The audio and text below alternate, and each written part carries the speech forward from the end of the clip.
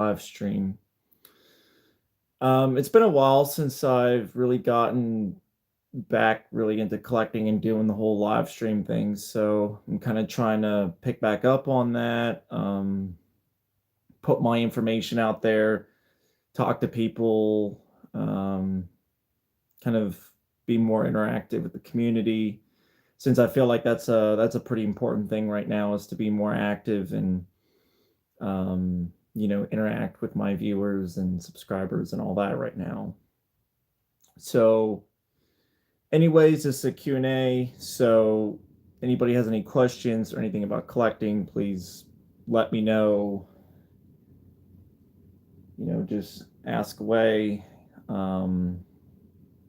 And while we're waiting for people, I'm just going to go ahead and start kind of going over certain things and get the live stream started. So I think a really good thing to talk about right now in collecting is most likely about, let's talk about like care and things like that for masks and things like that, because I think that's something that is undercovered in the community, and some of these things aren't really as talked about as they should be. For a while we kind of had more of a structure in the community, and there was a tighter assembly of groups and things like that, and people were more willing to communicate, and we had more of a follower base, and there was more structure. There was more places you could go to for information and things like that. And I know a while back, people kind of split off and started doing their own thing, and I understand why that was done. you know with the way that the community's been, people did not want that authoritative kind of collector that was bossing people around, and they didn't want somebody that was going to go around and tell them what to do, how to take care of their mask, the certain ethics of collecting, things like that. So I think that's why it's important to have somebody around that's willing enough to care about collecting enough to want to reach out and not necessarily tell people what to do, but how things should be done and why they should be done in that certain manner. And I think under the topic of care, that's a pretty important thing to talk about. I understand a lot of people know the basics of collecting, the gist of it. Oh, keep your mask out of the sunlight, things like that. But there's some things that come down to collecting where they're kind of subjective in a sense, and subjective to a lot of people, and things that are commonly discussed and gone back and forth, and things that people are not exactly certain on. So that's why I feel like it would be important for me to kind of share why it's important to go about collecting in a specific manner, and just try and clear up some of those things. The most recent thing that I feel like I've struggled with communicating with other collectors is about sealing and unsealing rare masks or anything. Unsealing, like, is it acceptable? Is it fair to unopen certain things? What's the validity on that? If you get something rare, or if you get something common, regardless of the condition, should it be acceptable to unseal certain things and alter them from their original state? And I feel like that's a pretty important topic, because it can be carried over into many different facets of collecting, believe it or not. Even though it sounds like a very insignificant thing, we look at unopening in itself, and then we look at the principle of unopening it, and then we can relay that over to different things. So we take, for instance, if you want to unseal something, then you have to take in the factor of in what situation do I not unseal it? Maybe I don't unseal something if it's rare. Some people argue that it's fair to unseal things if there's not enough documentation on the item itself, so therefore it justifies unsealing that item for further historical preservation. And it gets into a big discussion where a lot of people are always questioning what's right to do. What, from a historical standpoint, what is right to do? Because I feel like a lot of the community is not necessarily historical based. There's a lot of people, military surplus collectors, they're just kids. They think gas masks are cool. And, they implement some of those important principles, some of the more basic, well known principles, but it gets into one of those things if you really want to get in depth into knowing what's truly best for your mass. This could be an important video for you. You know, like I myself take this topic very passionately because it's something that I care enough about mass where I feel it's an important conversation to be had. So that's why I'm here, kind of also reaching out and putting my side out there, and from a historical standpoint. So, anyways, unsealing things. Should you unseal things? And let's use something first off as an example. So these have been popping up quite a bit lately. It is a sealed M7A1, and by popping up quite a bit, I mean the one listing that's popped up within the past. Let's see here. I got my last M7A1 in 2018, so yeah, they don't surface very often. And when I mean don't surface much, I mean in a sealed configuration. Now, M45s do pop up with, the mounting brackets already mounted. You can find those. I wouldn't go to the extent to say that they're incredibly rare, but I would say they kind of fall into the category of maybe uncommon-ish. So, again, here we have, it's an unsealed M7A1, and, you ask yourself, should you unseal this? Should you unseal an original M7A1? Well, let me break that down a little bit. So, from a historical standpoint, you're not buying this item any benefits by opening it. You are not saving the item. You are not preserving the item or causing it any beneficial characteristic by opening it. Now, not to say that to open something like this, that it's going to destroy it, okay? Because it's obviously not. It's a fairly modern item. M45s have been around for quite a bit. They're still in selective use, so it's one of those things. There's multiple different points and perspectives that can come at this, and that's what I'm going to try to do, is provide those perspectives to kind of show why it's important to not unseal something like this. So, okay. Some people say, well, it's common, kind of. I mean, there are plenty of people who own M45s and M45 EPUs. So to unseal this is not necessarily a historical compromise. Well, okay.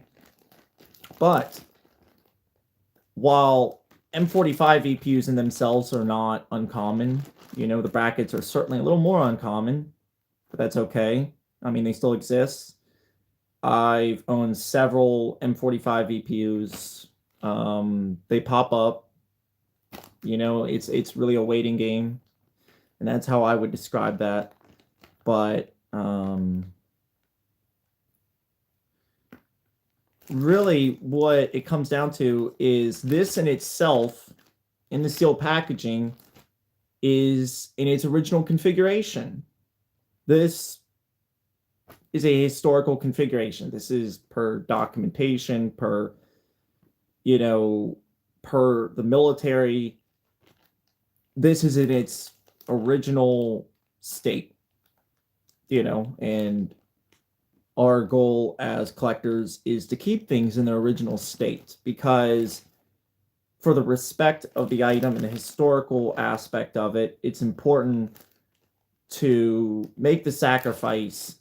And even though we may want to open something, it's not an amazing idea to open it, because there's always options, and people don't always consider the options. And again, I understand even some older things, you don't necessarily have that option because you cannot find alternatives to that aspect. But, even with something like this, if you have an M45 EPU, you can always get one 3D, you can get a bracket 3D printed. And I'll be completely honest with you, I recently, probably about 3 months ago, picked up yet another M45 EPU prior to this one. And thanks to Duke, these CAD files have been published. So you are able to download those files and have your own mounting bracket, and you'll have everything to mount anything from an M7A1 to an MSA ESP2, so on and so forth,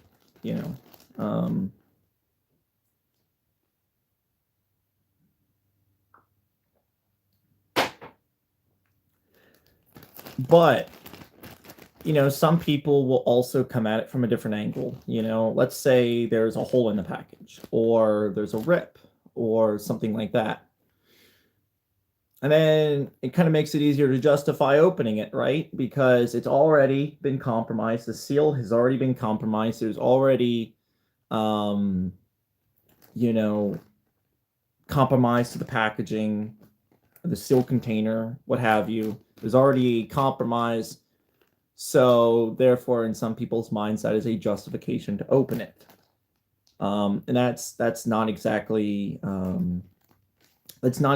fair thing to do either. And let me explain this why. You cannot always control the condition of which you receive an item in. This could range in an alternate situation from anywhere from perfect to damaged. The package could be physically compromised. There's several different situations where this could be compromised. And for a collector to open that up, that's not part of the history of this. Maybe that compromise adds to the character and the history of this, because remember, we don't know where a sealed item has come from. We don't know where it's been. We don't know the history of it. We don't know.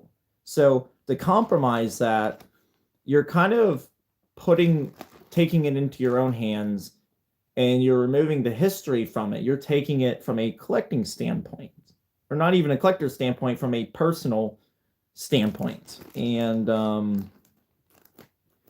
as collectors, our approach should be very unbiased. There should not be a biased characteristic where you're like, well, okay, I can justify it because of this or that. And honestly, whatever collectors decide to do with their sealed items or whatever it is, that's completely okay.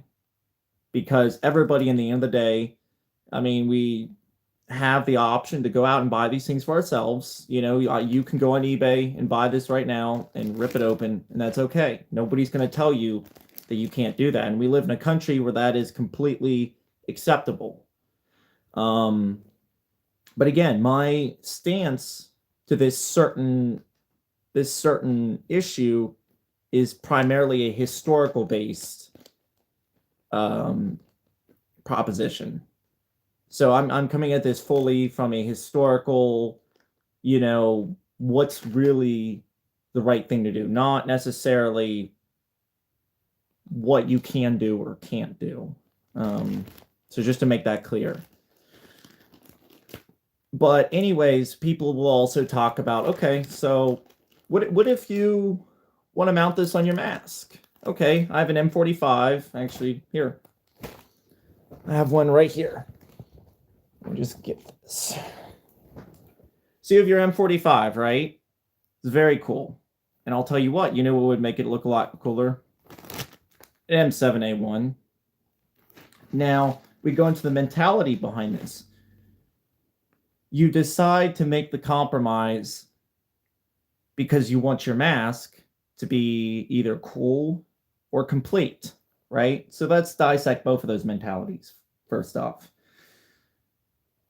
To objectify the physical characteristics of a mask is primarily on a personal level, okay? So I'm not saying it's wrong. Trust me, I too think it would look much cooler with this M7A1, trust me. But from a historical standpoint, we have both of the original components right here. There is no shame in owning a mask and having its sealed components side by each other. There really is no shame. And I've seen this happen a million times. People will get in groups and people will pressure people and be like, come on, man, just unseal it, throw it on your mask. It'll look way cooler. But when you begin to make the mental connection that you're doing this to make something look cooler, that comes at the expense of the historical item. And in this case, this is not a huge historical compromise, but using that premise, it very well could be, because there will be some things that pop up that if you make that mistake, it will be an irreversible mistake, and it's going to come at the expense of of your historical item. So, we look at it like that, and it's like, oh, well, okay, so I probably shouldn't unseal that, because in the end of the day, we are not trying to make our masks look cooler. We are primarily putting history first, and there is no exception to that rule from a historical standpoint. When you go to museums and you see original sealed containers, they are doing essentially what is best. They are keeping things in their original unaltered state. Now, again, I'm not in full support of museums, and I have my own reason for that. But to keep things in their unopened state, they can still be respected. And I think, in all honesty, it's actually more respectful to keep something in its unaltered state, because it's more respectful to the history. I mean, everything shows its own character. And from a historical standpoint, it is not the greatest idea to let that premise creep up, because once we begin objectifying things, that can cross over into different facets of our collector mentality. And I've seen this happen many times. You can take this even for experimental items, and I've seen this 100 million times. But let's take my XM44 for example. Okay, so this is an M7A1 VPU on it. This was actually the VPU that I bought. It was this is the second VPU that I've owned. I first owned the first one in 2018. I was the first one to own a sealed M7A1, and then I ended up selling it to a good friend of mine, and then I soon acquired the second one. Now, the second one did not come with a bracket, but that's okay, because like I said, these things can be 3D printed for next to nothing. So with the files and all the resources available, there's no excuse for not having a bracket, which again, I'm perfectly fine with. I'm not in a rush, so that's okay. But, when you begin objectifying things, you detract from the meaning of the items that you have. Some could say, well, it's just a mask.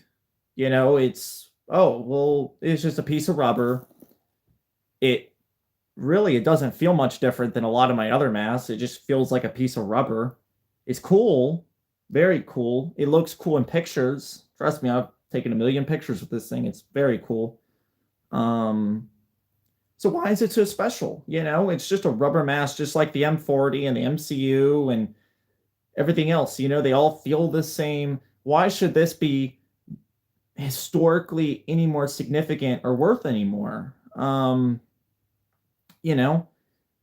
when you begin to start attaching value to things based on their physical characteristics, that subconsciously allows for opportunity for damaging certain things, because when you're not realizing the importance of certain things, they can be damaged. You can store things improperly because it's just a mask. And that's the problem with physically objectifying a mask. And I know that sounds crazy, but I've had this happen. I've had people even come over to my house and be like, oh, well, so this is what an XM44 feels like. Um, it's really not all that. You see all the photos online, you see all the videos on YouTube, and it's like a true godsend from heaven itself, until you realize when you hold it in person and you actually get it in the mail and you look at it and it's like, oh, it's not so special anymore. I have it now. It's just a piece of rubber, and a very expensive piece of rubber at that. Um, so again, it's very easy to do that, even for the most skilled collectors. It's very easy to look at something and be like, well, it's really not all what I thought it was. It's really not. So, um, yeah, it's one of those things. It doesn't matter what it is. This rule can be applied to anything. I mean, I've been a collector of all sorts of oddities for since I was probably around 10 to 12 years old. I've been collecting, and you really have to apply that respect uniformly, because if you begin making exceptions to certain rules, then the respect is almost in a way lost, and it's lost from your personal respect. You're not carrying the same respect to certain items, and you're basing the respect that you have for certain things based off, it's just this, it's just a mask, it's not worth all that, it's just a mask, it's not worth all that, it's not that valuable, I can whatever, and you start treating things worse, and that's where it becomes to be an issue. Now again, I realize this comes at a very extreme view of collecting. I take this from, like I said, a very extreme view from a historical standpoint. I realize a lot of people don't do this, but it's one of those things. I feel like it's important. It's really part of my responsibility to be able to voice my concern and confidently explain to people the reasons why certain ideals within collecting is not always a great idea to implement. But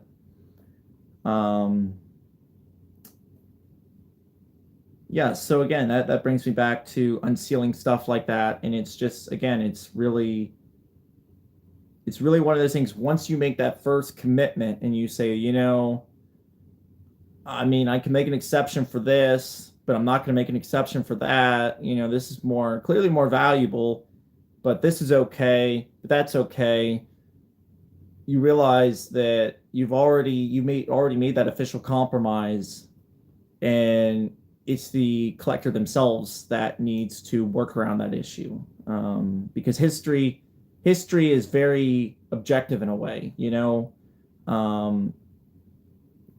Without collectors, these things all carry the same weight. If there was no people on this earth, this would carry the same weight as a Neil Armstrong spacesuit, because people base their value off of personal attachment. So, and from a historical standpoint, we do not weigh history any different. Who is to say an M910 is historically any more important than a sealed XM40? Because really they both play their own unique role, and they both have a very specific role. So, you have an M910, right? An M910's pretty common. I mean, I've owned one. There's been several on eBay. They pop up, but again, they're cheap. They're fairly inexpensive. You can usually get one for around $100. They're not super expensive, even less. I mean, I think my original 10 was around $35 back in the day. So, really, that's not too bad. But again, history history does not discriminate in that way. History is all weighed equal, until a person can attach, or that is a group of people can attach a specific value based on characteristics of that item, it is no longer equal. But people do not create, I mean, yes, in a way, people do create history, but history, it's hard almost to interpret history like that. Like, what's more valuable? Only people can do that. But from a historical standpoint, like I said, everything is weighed off equal. When you go to a museum, you'll see anything from a spacesuit to maybe even something small and insignificant like an MRE behind a closed nitrogen purge seal. And that's because some of these things are really truly weighed off as equal, because people are who attach that value to collecting. And without people, we realize that these things would be nothing. There wouldn't be any attachment. This would be worth no more than an M9.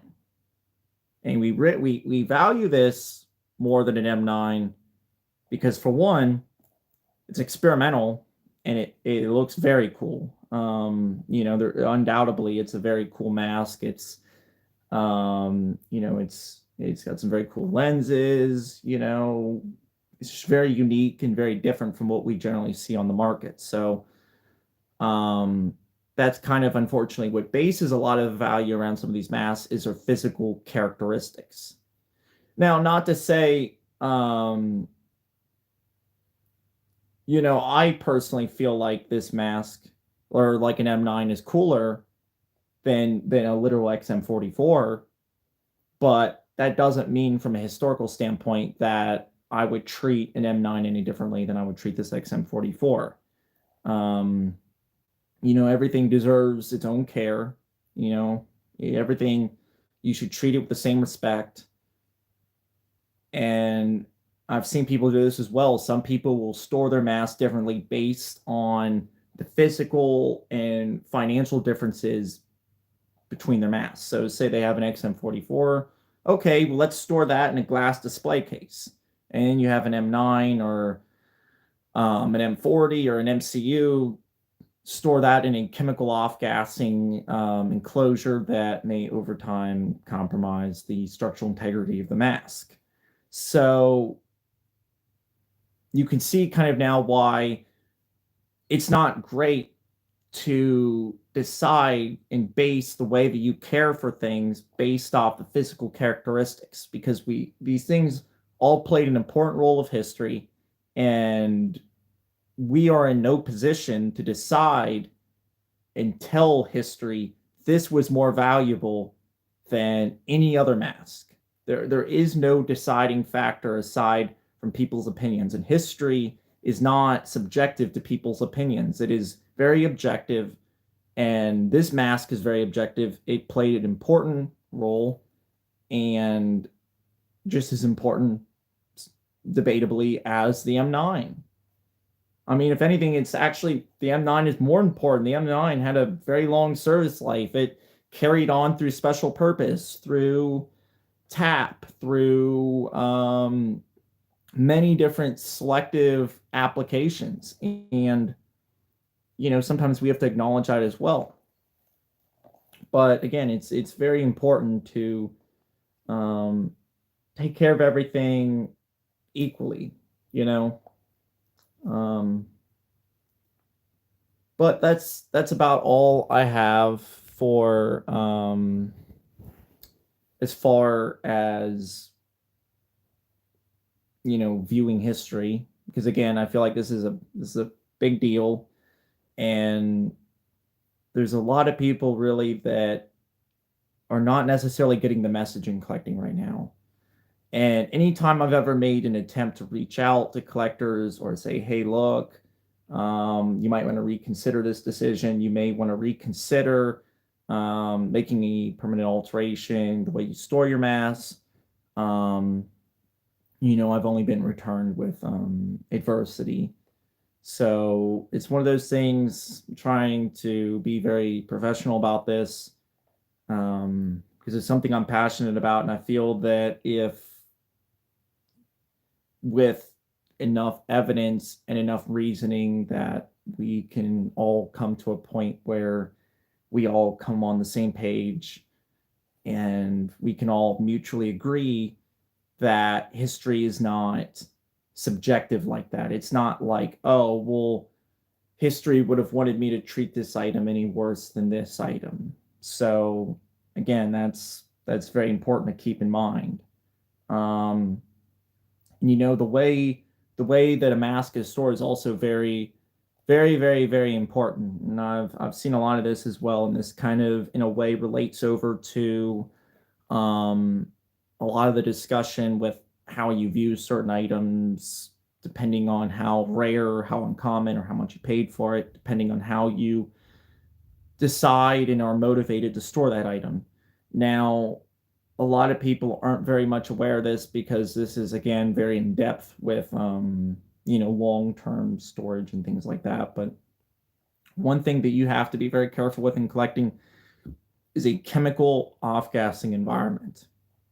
So, I'm sure a lot of you are very familiar with styrofoam and how styrofoam can alter certain masks, certain face pieces. It's generally most detrimental to older face pieces. I've known several collectors who've had, even Japanese masks and things like that, where they've stored a quite uncommon face piece on a styrofoam head, to which it, compromises the mask. Um, or even in that conversation, even plastic, plastic heads, it's all synthetic, and it off gases and can, induce toxins into your face piece, and you definitely don't want that. Um, you have to also be in mind of where you're storing your mask, even if you're storing it in a dark environment. What's the humidity control in an environment like that? What is there any paint inside the drawers that you store your mask in? What is the opportunity for potential damage that you store your mask in? Because a lack of sunlight is not always the number one goal. If you take a mask that may not even be necessarily susceptible to sun damage, and you place it in a dark environment, you could still face the adverse effects over time of something that's chemically off-gassing and causing problems to your mask over time. And we definitely don't want that. So it's important to do your research. It's important to understand to a very full extent that um, these are susceptible items. You may look at it and you may be like, well, these can hold up against gas, these can hold up against VX, sarin, nerve agent, mustard gas. They're held up to these certain standards, so therefore I should not have to worry about it. And that, again, that's not entirely the case. Because over long periods of time, things can happen that may affect and compromise the mask. So we also look at storing things on a head. You want to choose something chemical neutral. You want to go with a glass head. I'm not necessarily opposed to glass heads, but if done properly, should it be implemented? So we look at one thing about a glass head, and you have to remember that the head harness is what retains the mask to the display head, right? So depending on the head harness, some people will actually just go out and buy an unissued C8R1 head harness, or whatever it may be. Maybe it'll be a skull cap for your M40 or M50 or whatever it may be. So, that all varies, but you can always get a replacement C8R1 and store your mask on it, so that way you don't have to receive the consequences of something stretching out over time. But again, we do receive masks with frayed head harnesses, and some people believe, well, it's already frayed. So what's the worst that can happen? Why should I stop now? The mask has already taken the toll. There's no saving this head harness. And that's a very popularized opinion within the gas mask collecting community, and I do not agree with that. Things can certainly get worse, and that's very important to recognize. Things can always get worse, so be careful what you do. Any permanent alteration to a mask is within your hands, and you need to ask yourself if you're qualified and confident in your abilities um, to work on a mask, um, to store it properly? Are you qualified to do these things? And that kind of comes back to the earlier days when we dealt a lot with the deserving aspect of collecting. Now, I don't agree with the deserving aspect, but in a way, some people in my eyes are more qualified than others. And I shouldn't even say my eyes, it's, again, fairly objective. There are collectors that we see who specialize in restorations. There are people who've started low and kind of worked their way up the chain to qualify for more specialty more specialty restorations and that such.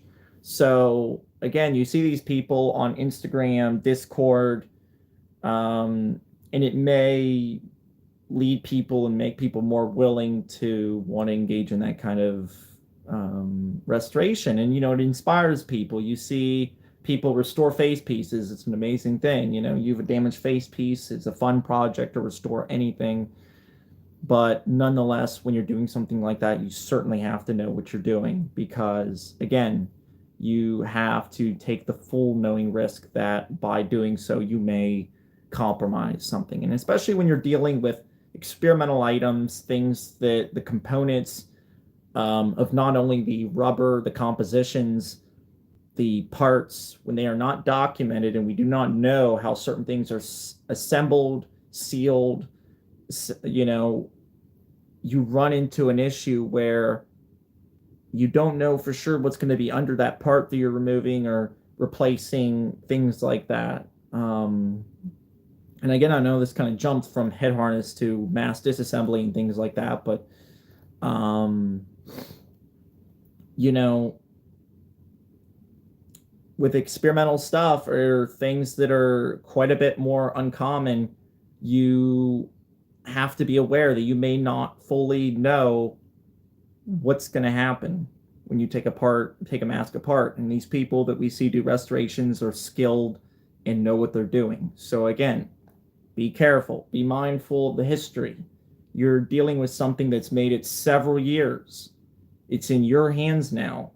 And in a sense, you are held to an expectation to be qualified to deal with that. I mean, let's make an analogy here for a second. Okay, so bear with me. Let's say you go to a pet shop, right? You're looking at pets. You have an apartment. You live by yourself, and you're looking to pick up a cat or dog. Okay, so you go ahead and you pick up a dog. Now, you just picked up a dog. You bought it or adopted it, whatever you did, but you do not have the sufficient resources to take care of it. Your job pays you $9 an hour. You can barely pay the bills because housing prices have gone up, and now a cheap apartment is about $1,100 a month. You can barely afford food for yourself, let alone another animal. And now you're trying to manage all these things. You're trying to take care of yourself. You're trying to take care of a dog. You're trying to pay off your expenses. You're trying to pay off car payments. Most people do not have a fully paid off car. So car expenses, car repair maintenance, housing maintenance, landscaping, water bill, things like that, certain things like that. And you have to ask yourself, if you're in a position where you cannot take care of something, are you doing the right thing by buying it, or are you abusing it? And that's kind of something that I think a lot of people oftentimes fear, because there's collectors who, maybe are hard headed, or people who do not wish to listen to the elite collectors. And they are like, well, I'm going to do whatever I want. I'm 15 years old and I'm a grown man child.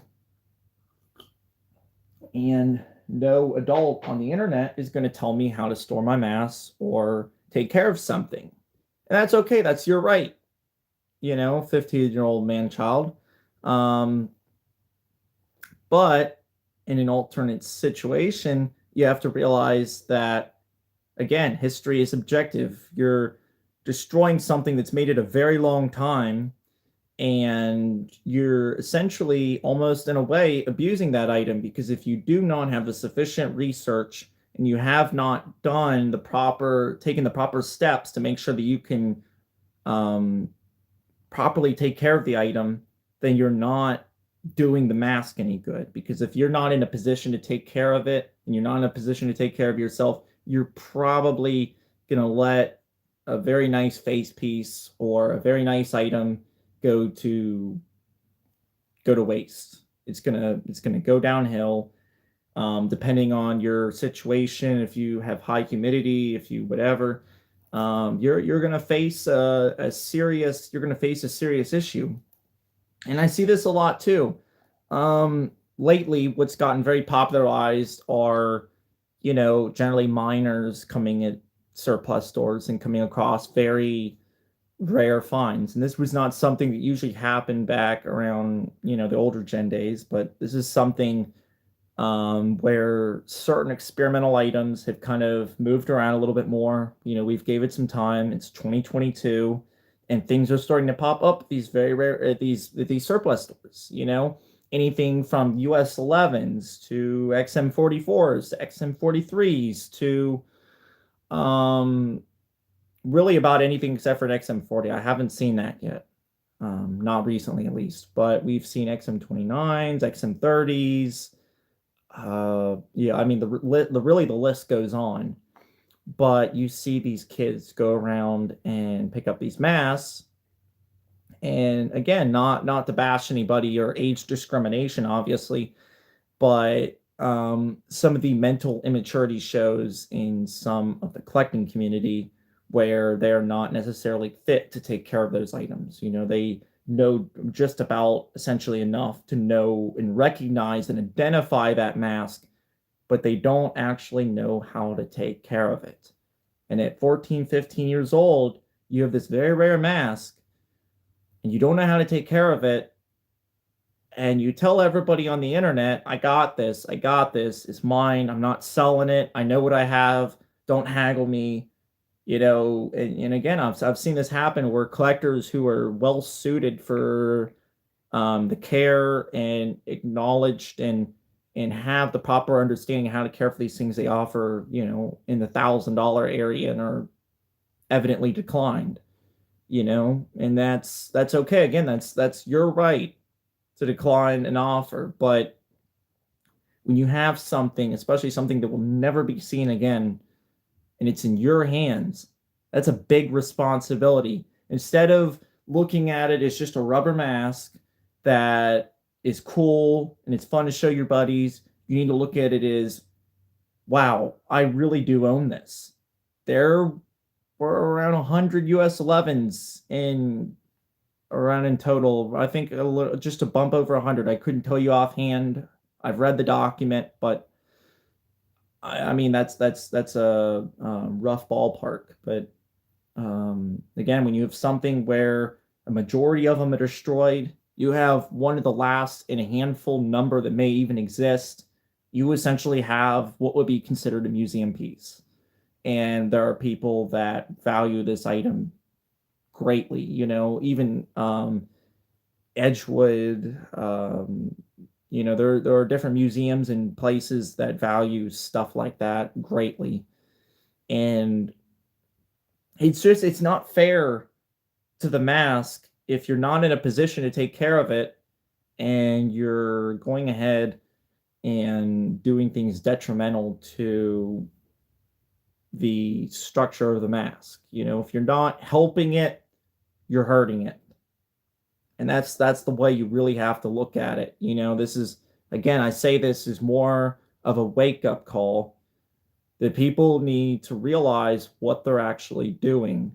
People don't understand the severity of the situation, so therefore they choose to not take things as seriously. It's a cause and effect dilemma.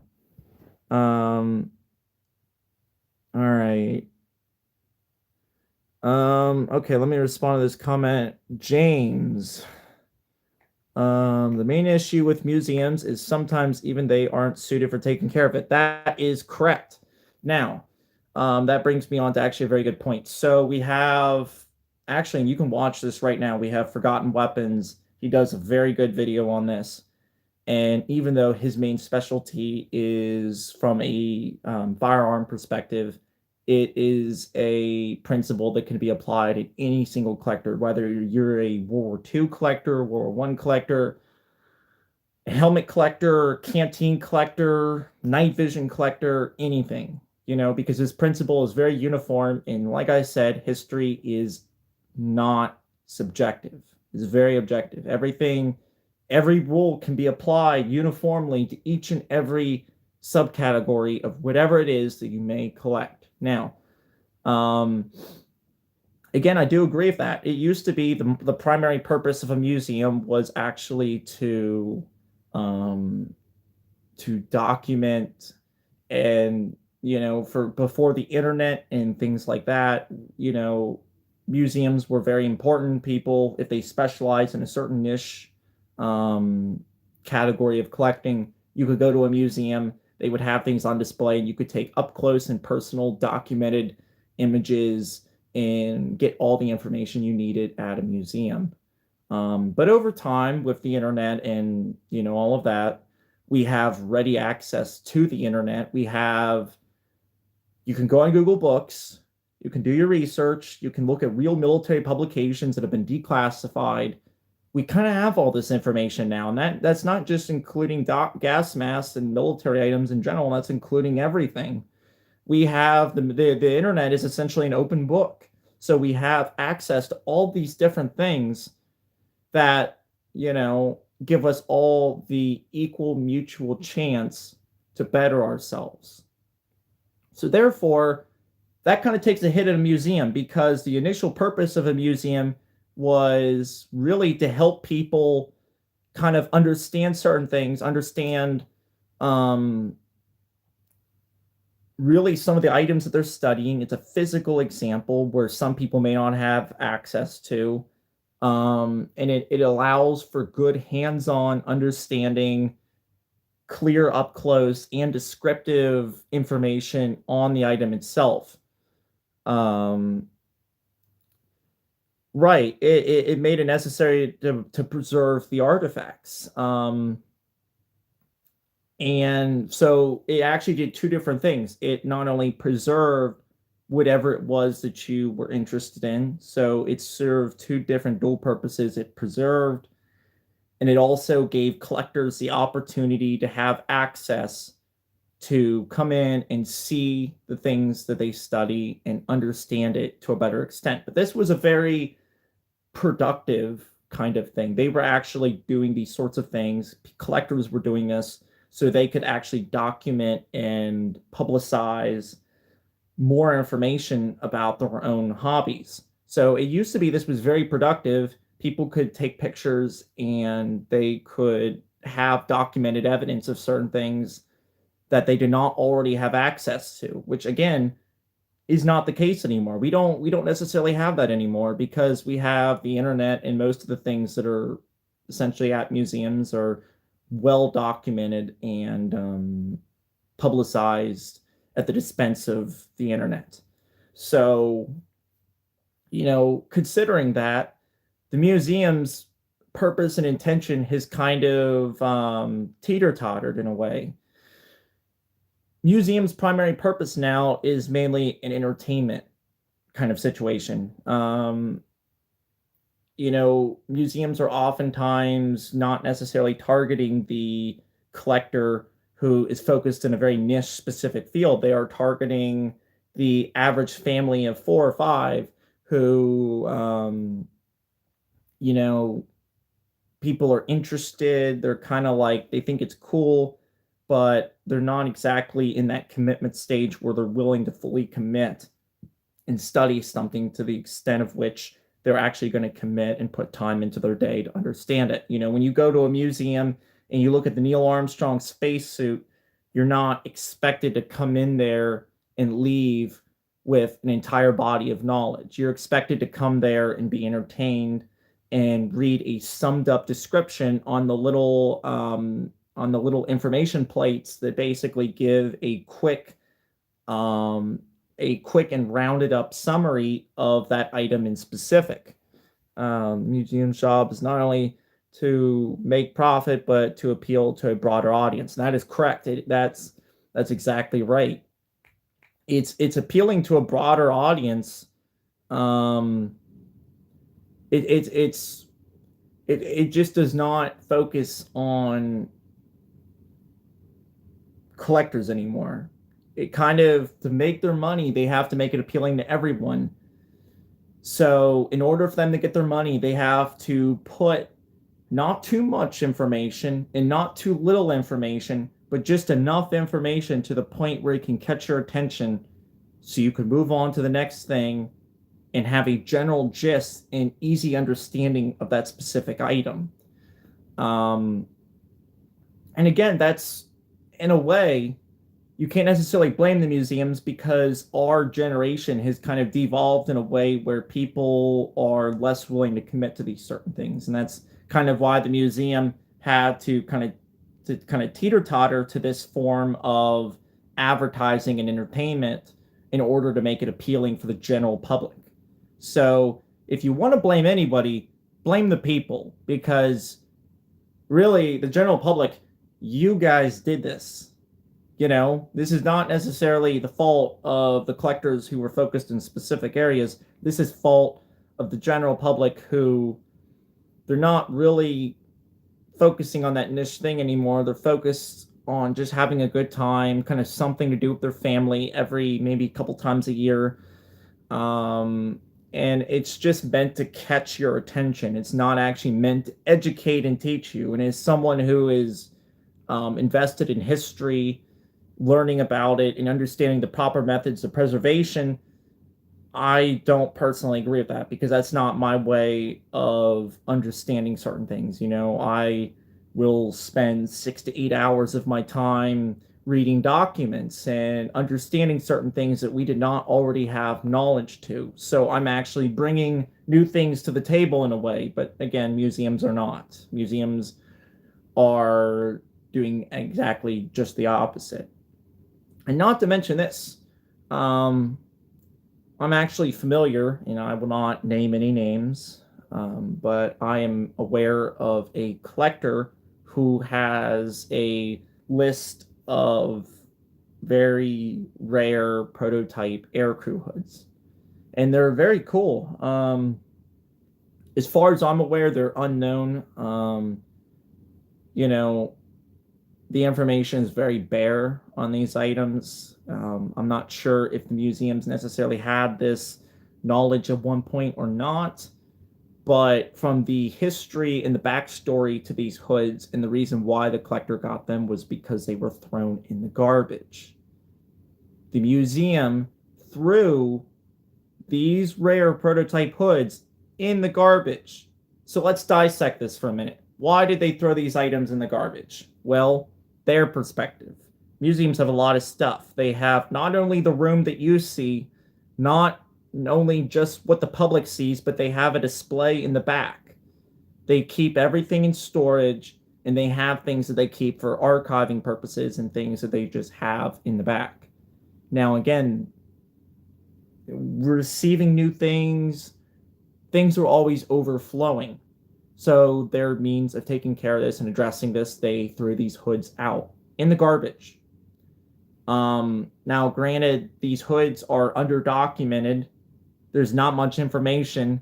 Billy, the 12-year-old, is not going to come in there and say, Mommy, look, it's a rare prototype aircrew hood that flew with the F-16 or whatever, you know, like he's not going to do that. He's going to go over and run to that damn spacesuit and he's going to say, "Mommy, mommy, I want to fly to the moon one day," because that's what he's seen on TV. That is what led up to his inspiration for being the way that he is. You know, that inspiration builds motivation and it builds hope, and it's just much more significant in that sense. But the museum, again, taking it from an entertainment aspect, even though a historian, a true historian, would not weigh those hoods any higher or lower than the Neil Armstrong spacesuit, it is very evident that some of these museums do not necessarily have history in its best interest. And like I said, their whole view and perspective has kind of traversed to a very different angle. So we are not dealing with true historians. We're not dealing with real true curators. We are dealing with a very summed up, entertainment service. You know, that's basically what they're doing. They're serving solely as an entertainment service, and they're not here necessarily to primarily preserve and do what's right for history. They're just doing what they can to get your money so they can stay open and keep the lights on. That's unfortunately basically what museums have come down to nowadays. But again, that brings me back to the original point. That's why some private collectors still have the opportunity to do the right thing, because I'm fully aware that through motivation and through a will, the true historians will see that rare prototype Seaburn aircrew hood just as important, if not more important, maybe than that Neil Armstrong spacesuit. They're going to put the necessary time and work into it, and they're going to study, and they're going to do what they need to do. They're going to store it in a likely chemical neutral environment with cotton balls, because styrofoam packing peanuts would be dumb. Anything styrofoam, anything cardboard, even cardboard. Cardboard does chemically off gas. That is why you need unbuffered cardboard enclosures. Very important, because over time, again, chemical off gas equals not good for mass. All things that should be taken into consideration. But again, I understand. I mean, I'm not coming on here and saying, well, I don't understand individual collectors' standpoints. I'm not saying I don't understand it. I think almost the issue is that I understand it so well that I'm sitting here trying to fix it. And oftentimes I'm met with people who are not taking me seriously. They're like, Bansley, why are you freaking out? Why are you yelling? Why are you so passionate about this? You're over the top. You need to stop. People can do whatever they want now. But again, let me make this clear. You know, I'm not trying to control anybody. People can do whatever they want. But I'm putting the idea out there, and I'm putting it in a well enough and detailed enough explanation where I'm giving you the opportunity to decide, based on the information I'm giving you, what you should do. Because this side that I'm offering has not been offered. I guarantee it. I guarantee it. And I'm giving you a side that you can choose to do what you want with it. You can choose to abandon it. You can choose to take my words for what they are. You can choose to take it as meaningless. And some of these words will be meaningless to certain collectors because it essentially contradicts their ethics and way of going about certain things. And this will offend people. But that is a risk that I'm willing to take, even the attention and adversity that I'm willing to face in order to attempt to educate people for the better of collecting. And that's what's truly important right now. And while this is a long video and it's hard to catch people's attention for 59 minutes and 15 seconds, it's something that I'm taking the time right here to do this because it's for the better. And that's the ultimate sacrifice, you know. So again, this is all, even though I've covered many different subjects here, the main point of all of this is the ultimate sacrifice. The sacrifice that nobody wants.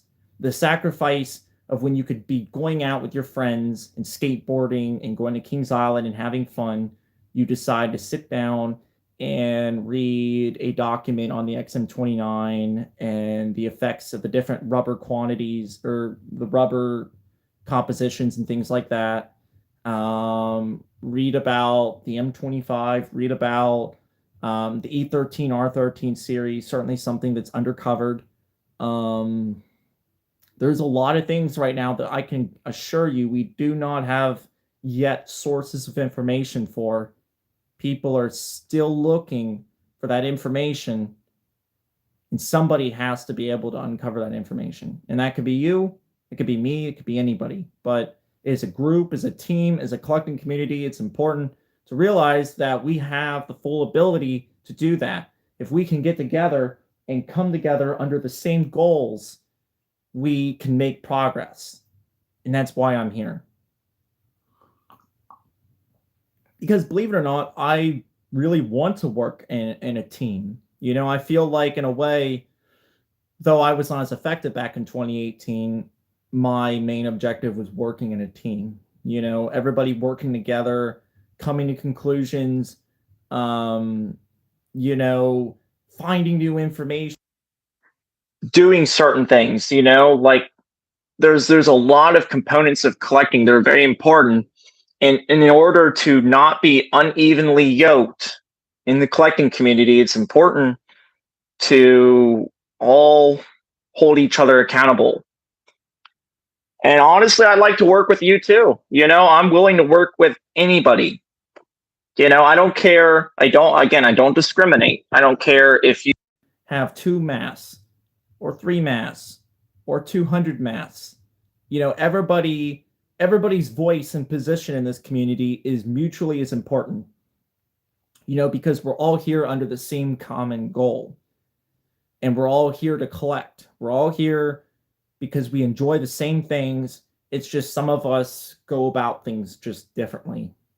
And that's what we need to realize. And I think that's caused a lot of controversy and tension within the community because people get together and people have contrasting views and it causes fights and sparks and things like that. And therefore we come to issues. But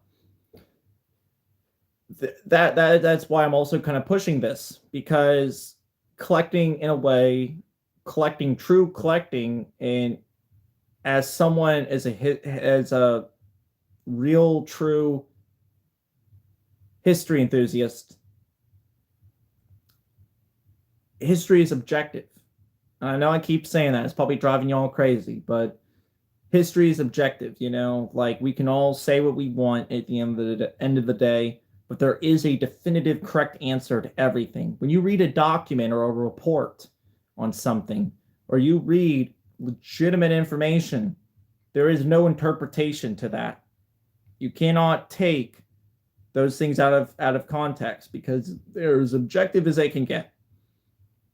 You know, when you read temperatures that different rubber blends melt at, the, you know, whatever mask, different compositions of butyl or polyurethane or silicone, that is very objective information. You know, getting together as a group and learning the ropes of collecting again and holding each other accountable, in my opinion, is very important. And that's why I'm opening up and I'm saying, you know, I really do want to work again. If anybody has any servers or Discord or anything, or anybody is in a position where you would like help and you want to reach out, you know, please contact me, because that's literally what I'm here for. And again, I'm not going to sit up here and preach. I mean, I understand that I don't know everything, but that's why it's also good to have people who are willing to be open-minded and consider both sides of the equation. If you are able to present me with a counter argument that is good enough to properly show me that I am wrong or incorrect about what I'm saying, then I will not continue to push my side of what I believe is true. You know, because like I said, very objective. There is a right answer. So, you know, it'd be like if in the event there is an argument, somebody's like, well, there was only 100 M50 hoods ever made. And then somebody says, well, no, there's not. This document right here says that there was way more than that. And we can even go through the contract list and we can look at this and we can tell that the contract has lasted for several years, and I can guarantee more than 100 have been made. That's very wrong, and this is concrete information that cannot be disputed. It has no right or no opportunity to be disputed because it is concrete information. But the other issue is once the community kind of broke up in a way and we stopped kind of idolizing people and looking up to people, which again, I don't necessarily believe in looking up to people either. But what kind of happened and what went wrong was people started doing their own thing. You know, nobody was holding each other accountable. People were exchanging each other's opinions, and one person would say this and it would be lost in translation. And then what would happen is somebody would, you know, misinterpret something, and then they would continue passing around misinformation. And then that's how misinformation is spread, exactly like that, when people are just continuously passing around that same regurgitated information. One person said this, that person was wrong, so another person repeats this, it gets lost in translation. Next thing you know, you've spread misinformation. That's exactly how this game works. So it's important to be held accountable. Even I deserve to be held accountable. Everybody does. Even the most important collectors you know of right now deserve to be held accountable. Everybody does. Nobody should be an exception for that rule, and nobody is always right. But it's important when we all come together under the same goal to make a difference, to which we hold each other accountable and we use only and only concrete evidence to dispute those claims. Because that is the only thing at the end of the day that will dispute those claims, is concrete, solid evidence. And there is nothing else that can do exactly like that.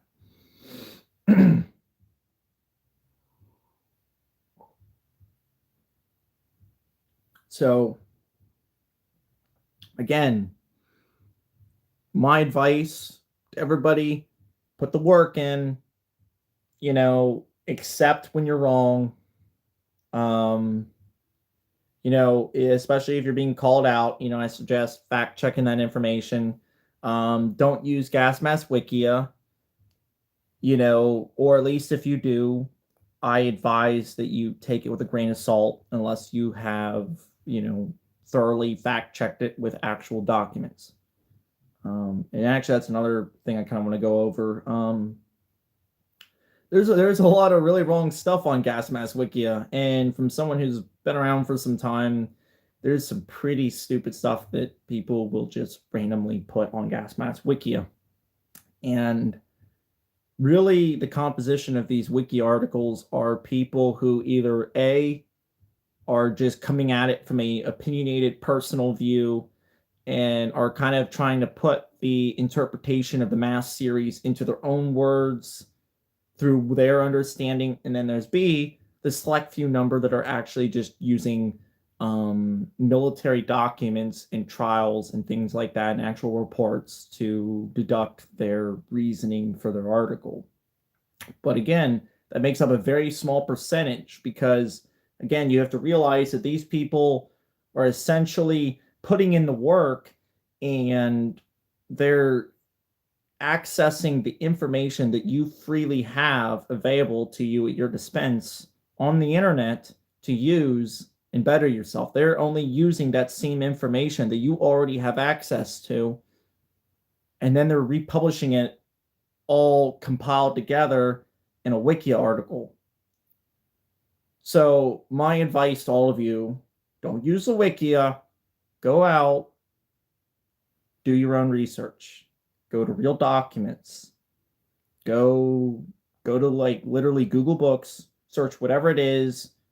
I suggest using keywords like, say you want to search XM40 SLM, search XM40 SLM PDF.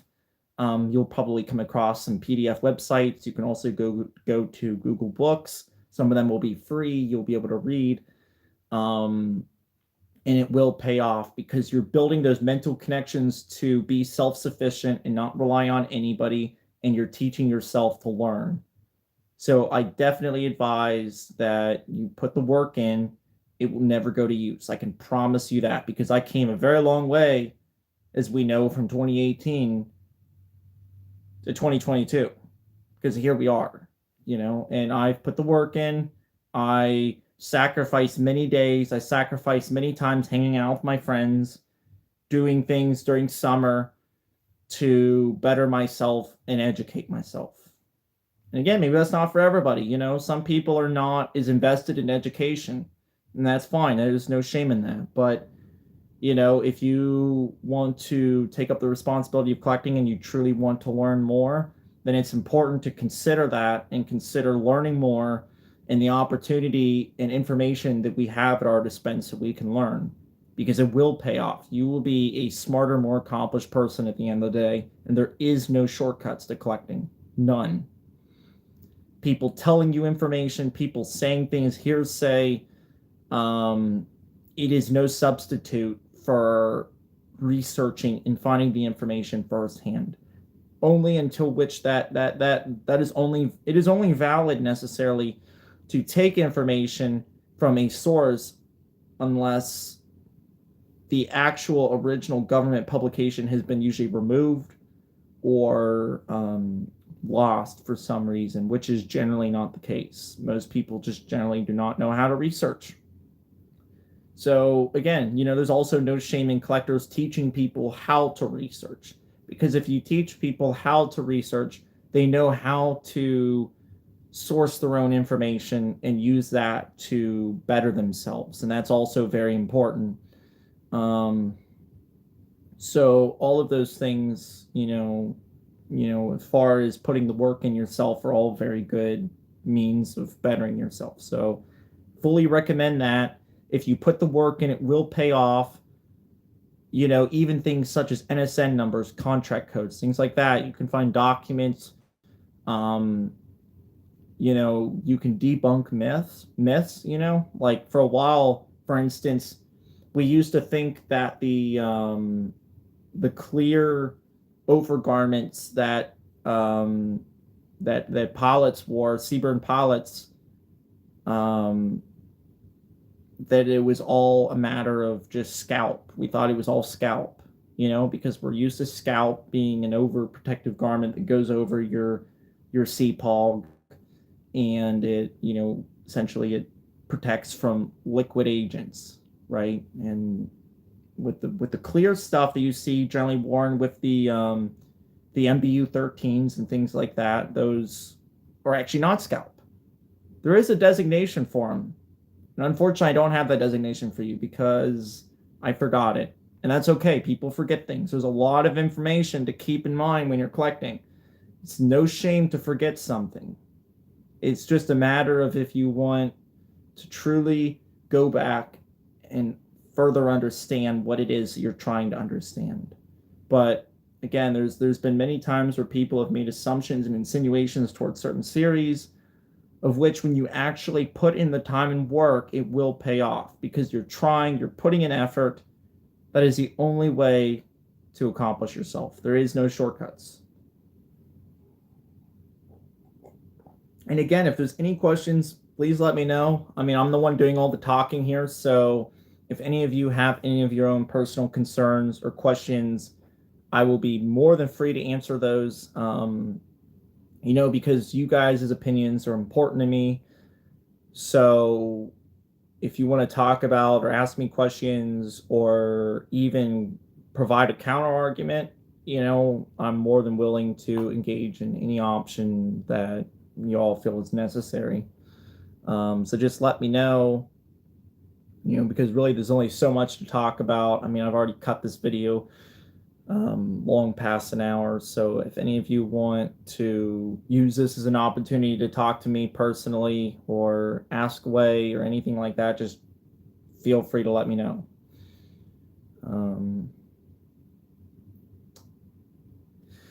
Yeah, I don't know what really else there is to talk about. I will be selling quite a few things. I'm not necessarily dropping out of collecting, but I'm going to be selling a lot of stuff, probably fairly cheap. There's a few things that I'm looking to buy. So if anybody's interested in anything, please let me know. I'm probably going to do some Facebook Marketplace or, um, maybe eventually eBay. Oh, okay. Yeah, the E56 is pretty interesting. I miss my E56. It's a very, very interesting mask. I can't remember. Do you have an E56, James? No, I didn't sell the E56. No. I don't sell any of my prototypes. Oh, okay. Um, gotcha. Okay. Yeah, that's pretty cool. Um, it's crazy. I've never actually owned the finalized iteration of that. Right. Yeah, from the way I understand, they pop up every now and then, so I suggest keep your eye out for one. Um, I actually just recently got an M10A1 canister for my, well, not recently. I think it was around early of this year. I can't even remember. Everything's kind of a blur. Um, but the E56 series is cool. I finally got the M10A1. So that's cool. Now, one of the things that's interesting about collecting too is some people talk about unsealing canisters of the such.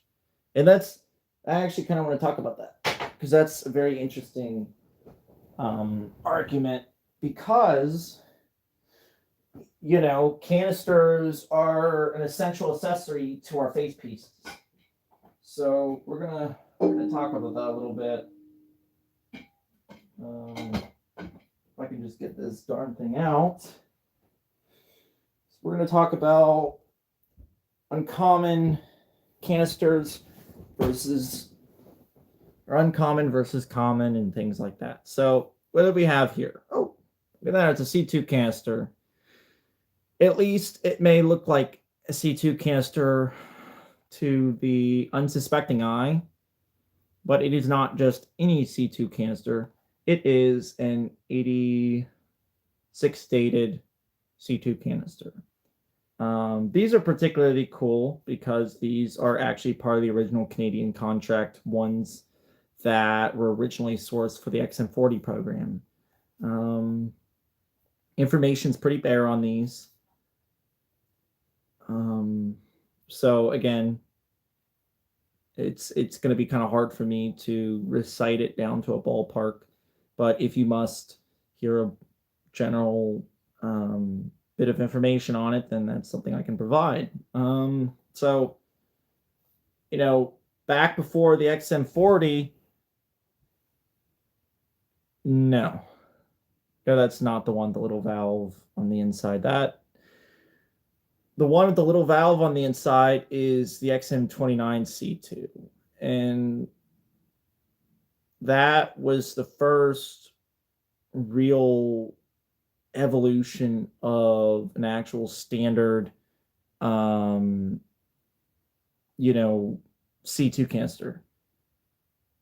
Oh yeah, he does. And I think it's awesome because for a while we actually kind of wondered what the deal with these really were. We didn't know if these were just regular C2s or if they were finalized, what have you. Now, let me make this more than clear. The canister itself is standardized. But the reason for the contracting of this canister and its purpose and intentions go beyond finalized mass. These were, anything you see, anything from 86, and prior to that, they're going to stand out So you notice different things about this. First off, look at the NSN number. I don't know how well you can see it, but the NSN number is different than a normal standard C2. Let's actually take a look because I have both in comparison. I should have just probably grabbed regular C2 while I was at it. All right. Here. So, a normal C2 has a contract code identified as 42400111923115. Okay? This has a contract code 42402187178842. And the question you have to ask yourself is, why does it have a different NSN? Well, that's because it's under a different contract. That's why it doesn't have the same NSN. Some people have debated that one is just an earlier iteration of another C2, which is not true. These are two separate things, even though they're both C2s, their intentions and purposes and their intended use for which mask they were meant to be used with is much different than the other. So we realize that, but again, these are for two completely different contracts. You could take anything that has stayed the same throughout history. Take anything that, okay, take for instance, I want to use something relatable. For some reason in my mind, the only thing I can pop up and think about is the collective protector units. And I think for this example, it should relate well to this same analogy. So an M8A3 collective protector unit, right? The M8A3 is the collective designation to the individual standalone unit M2A2. They went through many different design iterations or many different physical iteration differences between the original models that were created in the 50s in comparison to later ones that were manufactured through the 70s and so on. So the newer ones where HDT took over the contract, or not even took over the contract. I mean, the contract all stayed the same, but other companies started manufacturing them, and GE was actually one of the earlier manufacturers of the original 50s series collective protector units. They're made by GE. There might be one other company. I know there may be like a couple different companies, but for the example, this will make sense. We take something that is also US. So again, we have our own way of doing things that's, in classifications that stayed fairly consistent. It's changed, but for this example, it's stayed fairly consistent throughout the years as far as a same item keeping the same contract code and things like that. But we take the M8A3, again, started off in one specific design iteration and kind of evolved to a different stage. There's different design changes and improvements and things that differs heavily from the older variants. Now, you apply that same argument to this, okay? This is a newer version of this. This is older. Not by much, though, because they're still C2s. So, mind you, this is 86. This is at the end of the XM40 trials. The XM40 trials ended in 86. And then the M40 was finalized in 88. Scott produced a selective number. And then ILC and MSA took over in 90 or 91, I think. But anyways, again, we take two of what we classify or tend to think of as the same different things. They were made within not much time. I'm not exactly sure what this filter is actually dated. 1591. I think this, pretty sure this is a 91 dated filter. So again, you can see clearly there's not much difference as far as timeline, but the contract codes differ incredibly. That is because, like I said, this goes for a completely different contract. And these are, by definition, what you would generally consider XM40 filters. These were not, I'm not sure that these necessarily are part of the XM40 program. When you look through the XM40 trials and you look at the composition of what the XM40 is necessarily made of, we realize that these are not necessarily included in the program. They're just simply made and contracted to the US military. So they're not actually part of the XM40 program, but they were designed, they were made, but we use them specifically and only for the XM40, pretty much. That was the main purpose, because you have the XM29. The XM29 is the exact same way, because when we first started off with the XM29, we didn't even have a 40 millimeter removable canister like that. So the XM29C2 is the first iteration of a C2. It's the first example and the first thing that actually gave us a concrete basis to work on and develop what led into the C2. But one thing we noticed, the original XM29C2 started off as C1 filters. They're modified C1 filters. And I actually have an example of one. I don't feel like getting it out right now, but it's a C1 canister that is modified. It has the necessary inlet valve, for the function with the XM29, because the XM29 does not have a inlet valve. So likewise, here we have like an XM44. We have an inlet valve right here, but we don't have that on an XM29. So the XM29's filter has that already built into the mask, which is a problem for many reasons, but that's also why the XM29 did not last very long. But anyways, I'm trying to think where I was going with this. So anyways, yeah. The C1 modified led up to the the C2. The C2 was contracted under the established premises that it would be used with the XM40. It was used till 86, but you notice anything past 86, 87, 88, these filters are completely standard and also utilize the new and improved contract code of the regular finalized C2, which again, probably not a good distinction because these are finalized. These were a production item. The only difference is they just were not,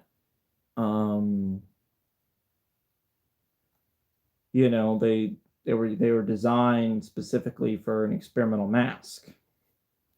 So that's about the gist of that.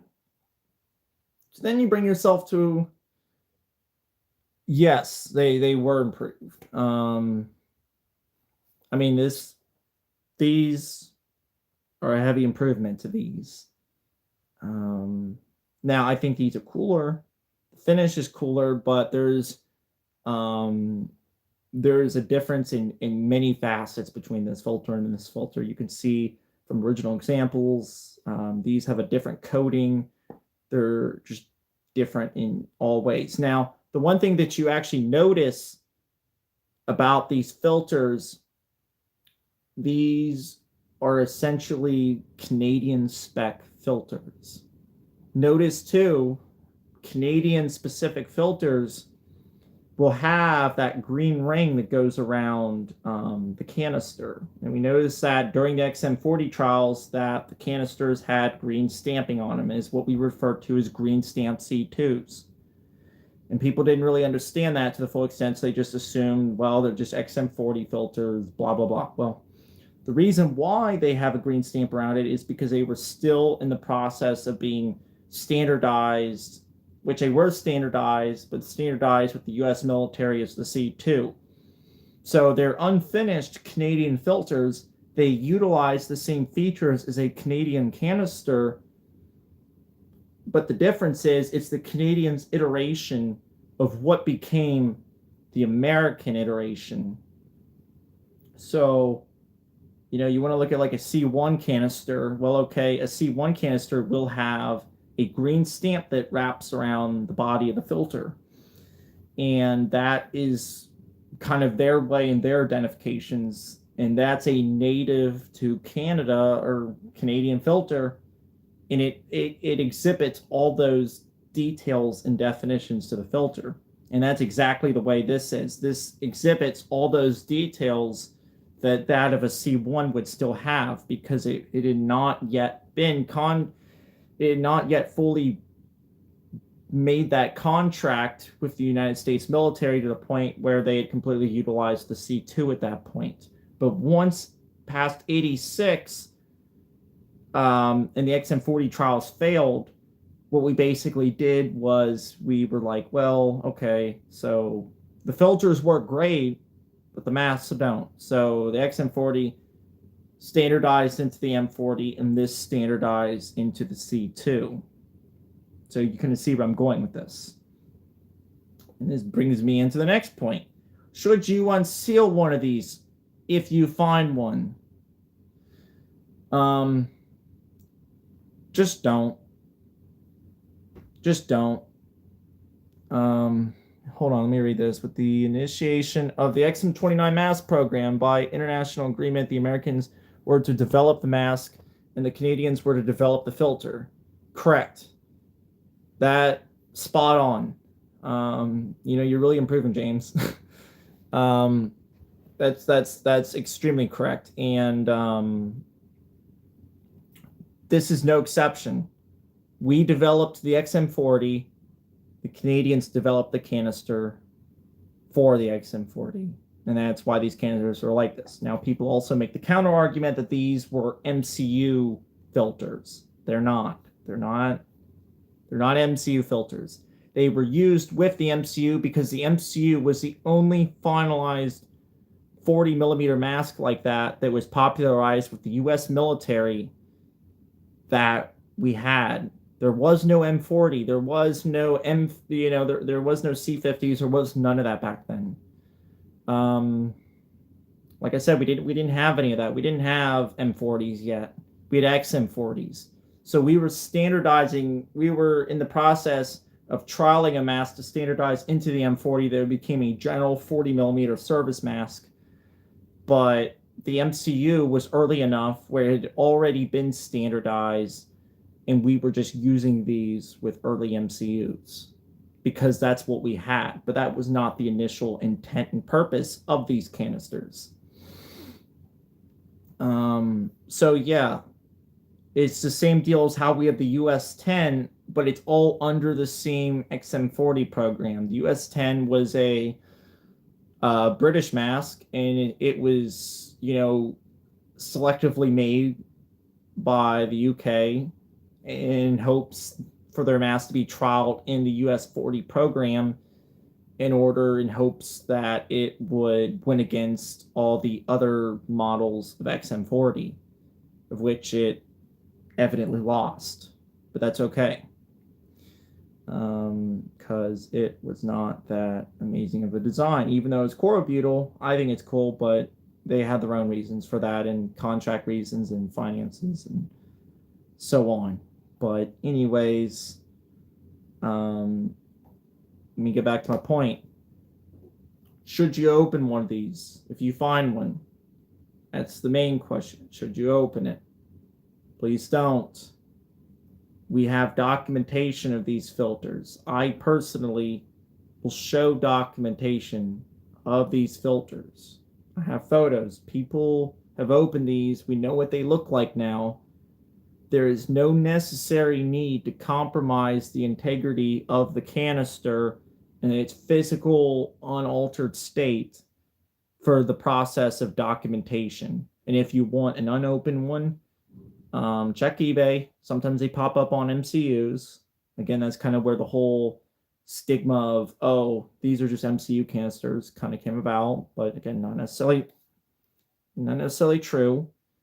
Well, actually, it's not true at all. But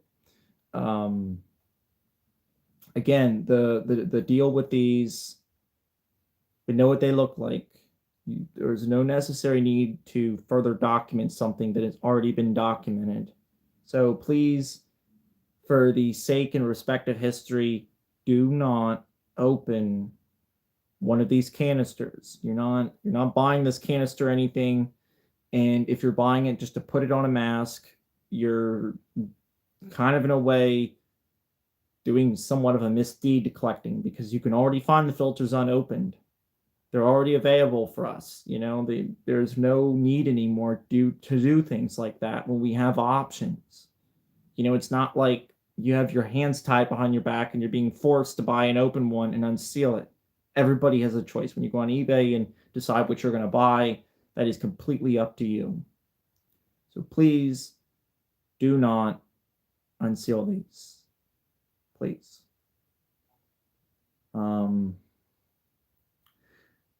But yeah, I don't know. Kind of running it, like I said, I was kind of running out of things to talk about. I think I covered the filter discussion pretty well.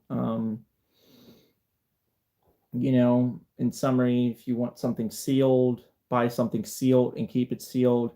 And if you want a physical example for physical documentation, buy an unsealed one. We always have a choice, and generally speaking, within this collecting community, unsealed things are much more common than unsealed things. So really, to buy something unsealed or buy something sealed and then unseal it, you're just removing one more example from the open market that somebody who's looking for a sealed one is going to be able to own. And we don't really want to do that, because sealed things are also important to have for documentation or for any reason necessary. So just keep that in mind.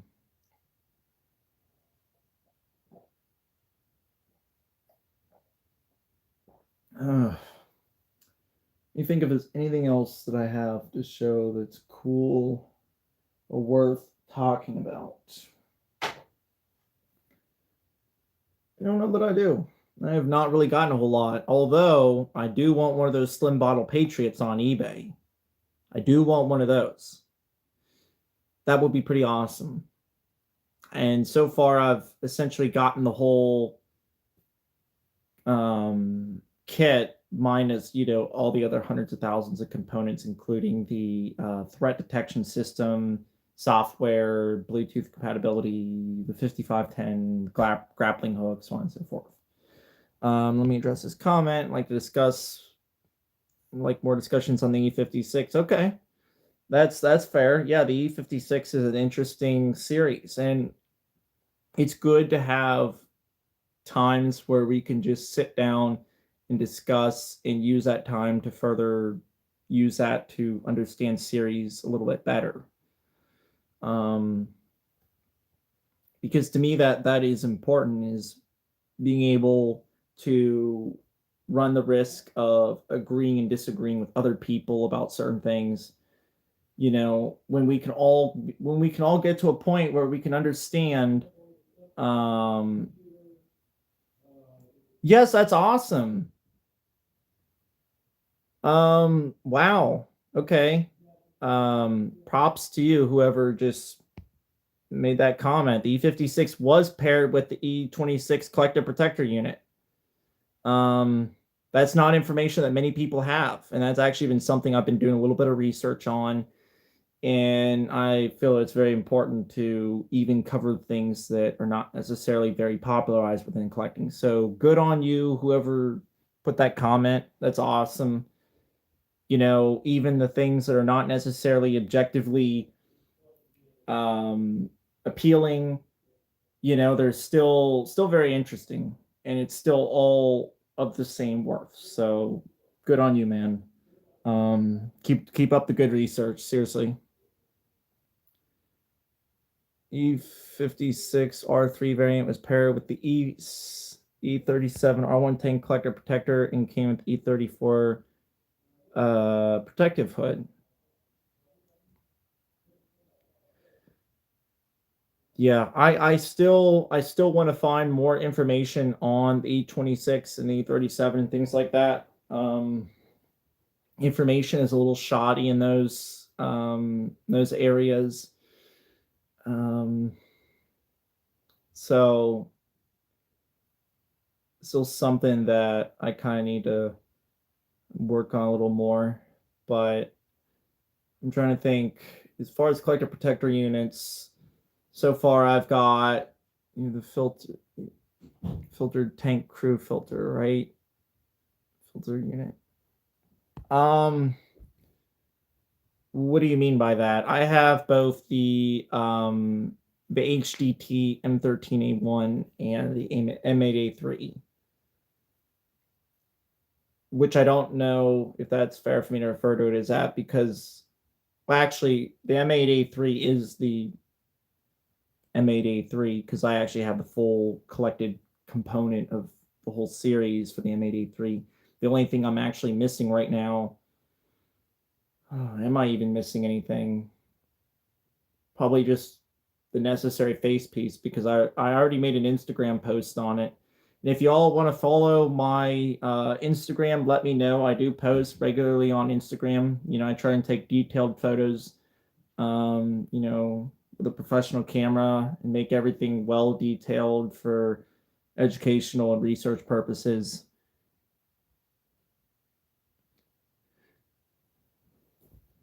But yeah, right now, see the difficult thing right now is the filter that we're commonly associated with, the M13A1 or individual designation M1A119. Um, that that one's a little bit harder to complete. So far, I have the M19 standalone filter. I have, obviously I have the M13A1, but I also have the M19 particulate, well, HEPA filter, which is essentially just a dust filter, and then you need the M3 filter warmer. You need an M18 canister, but it gets a little more difficult when you start trying to get into the angle brackets because again we know there's two inlet inlet ports on the top of the M19. Um, so you need like these 90-degree angle brackets. I don't know if they actually come. Well, actually, no, I take that back because I have seen documents where they are part of the NSN parts list where you can order them directly through contractors. But yeah, no, the M18, all that. The M18 is probably one of the hardest things you can actually find for the M1A119 collector protector unit. Everything with the M8A3 is pretty simplistic and straightforward. Look up Herbert Cooper hoses. You can find everything you need there. Replacement parts. As far as it comes, it's pretty simplistic, but everything else comes to a much. It really narrows down when you get into the individual parts like the M18 and all that. Let's see.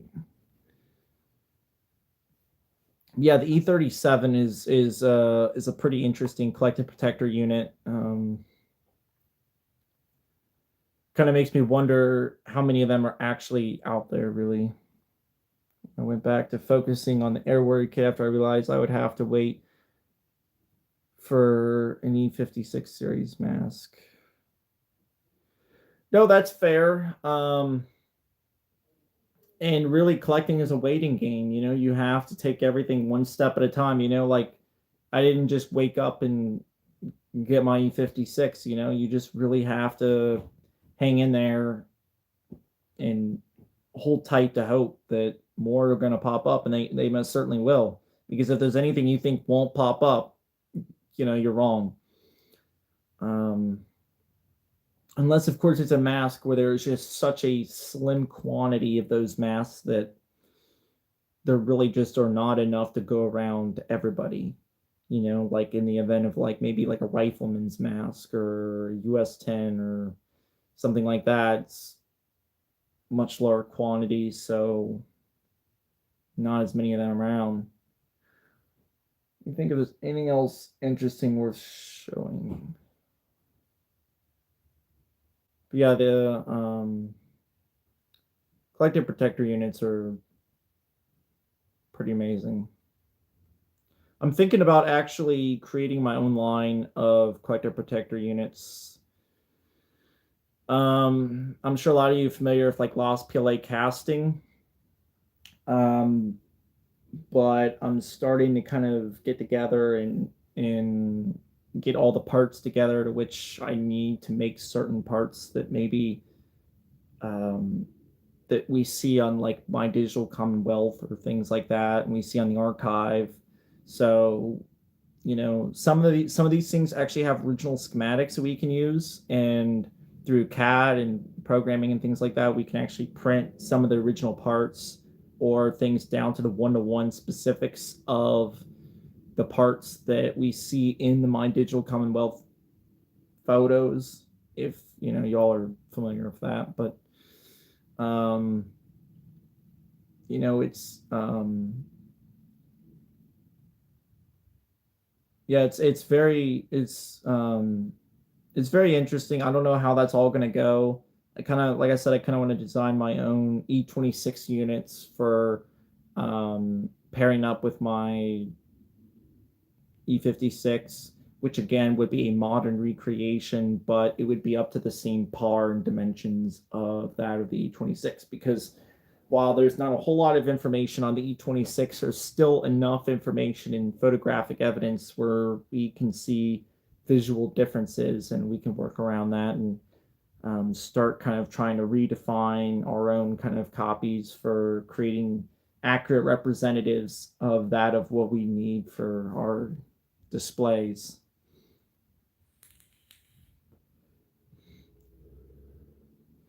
And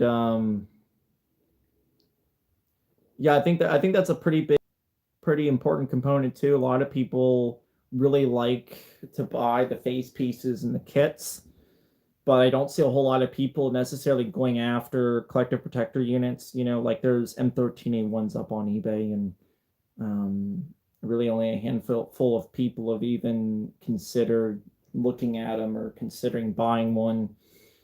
But again, it's still all a necessary component of collecting. If you want to get like an M42, I mean, hell, the M42s were used in M60s, so they all used M1A119s or M13A1s, which, judging by that, we can kind of understand that it all kind of ties together, and you can, if you know what you're doing and you know what parts that you need for such a kit, you can kind of buy those and build your way up to what you need and what is necessary. And if anybody wants to see, let me know. If you want to see any collector protector stuff, I actually got both of my collector protector units working, both my M13A1 and the M8A3. We actually hooked it up to a car battery. Um, it was kind of like an almost dead car battery, but hooked it up. And see, I also have the original switch for that as well. The original switch, the original connection cables. The at the bottom of the collector protector, where you have that thread piece where you thread in the power connector. Have that, so hook that up. You know, Grounded it off, and it powered right up, and it was amazing.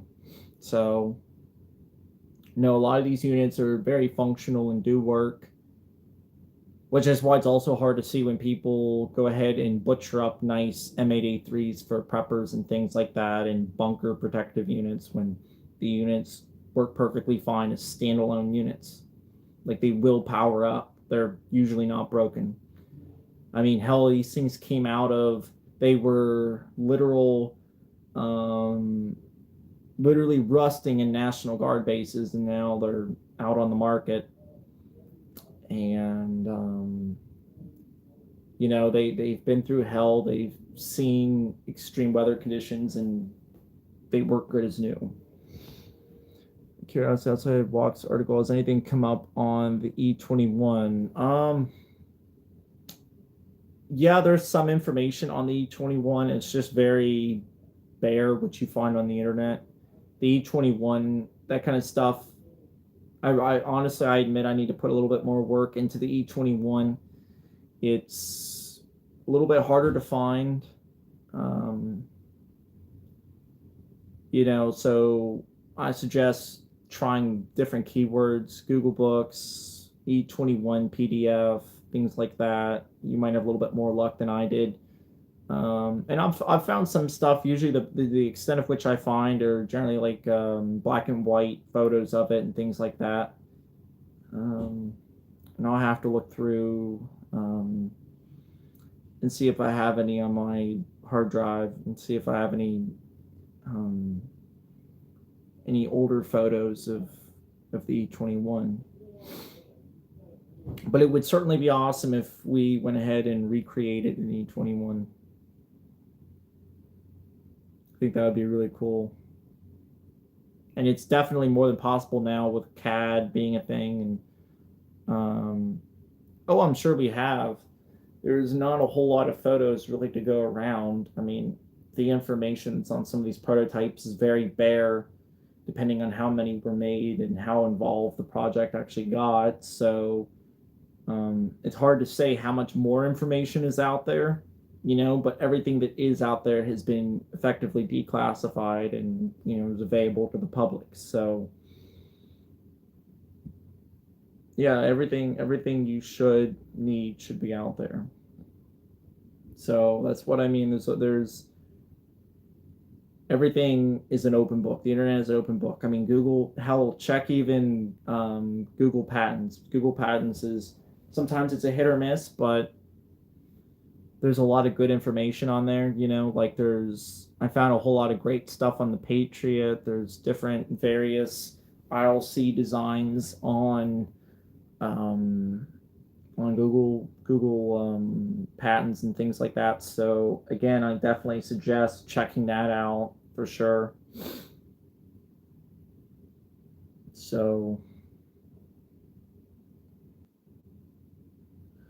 looks like I disconnected there. But no, I think I'm about ready to head off here. So, because I've been on here for, well, now quite some time. So, let me know if there's anything else that y'all want to talk about before I get off here. Because I can't stay on here forever. But yeah, just let me know. I'm always available. I'm available on both Discord, Facebook, Instagram, wherever. Just contact me. Let me know if you want to do any co-ops or collabs or anything like that. Want to research any series or anything, really just anything. Just let me know, and I'm fully willing to engage with that. So, but all right, that's about it for me for this live stream. So, to those of you who were patient enough to wait through the live stream and this full almost 2 hours of time of me speaking, thank you for watching. I really hope this video kind of picks up a little bit, because I definitely have done a lot of thinking and put a lot of time into my propositions for what I feel should have to happen for the community to progress in a positive state. I feel that it's most certainly very effective, and there's no disputing the fact of the matter of really wanting to get together and work harder and uncover new series, and you know using documentation, real documentation to back up statements. There's again no exception for any of that. So again, just putting that out there. So yeah. So anyways, thank you for watching. um you know May the collecting be with you. um but yeah, I will see you all later. Thanks for watching.